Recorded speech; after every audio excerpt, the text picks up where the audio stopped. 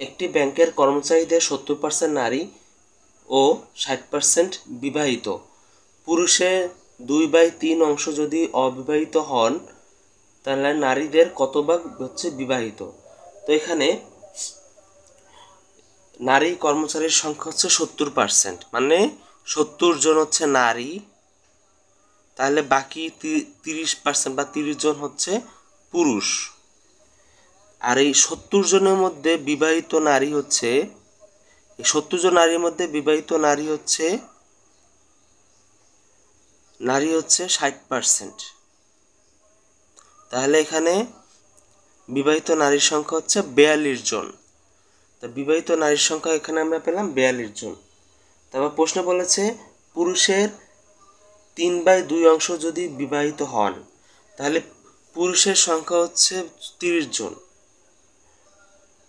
তাহলে এই পুরুষের 3/30 অংশ হচ্ছে অবিবাহিত। তাহলে 3 × 30, 10 × 2 = 20।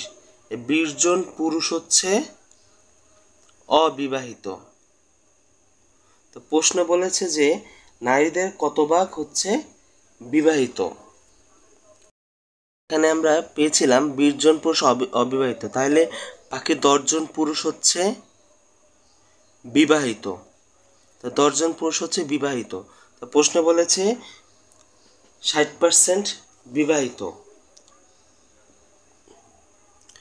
তাহলে 60 থেকে এই 10 বাদ যাবে, বাদ গেলে থাকে 50%। এই 50% হচ্ছে নারী বিবাহিত এর সংখ্যা, বিবাহিত নারীদের সংখ্যা।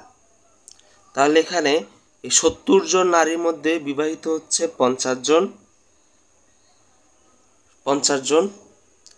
একজন নারীর মধ্যে বিবাহিত হচ্ছে 50/70।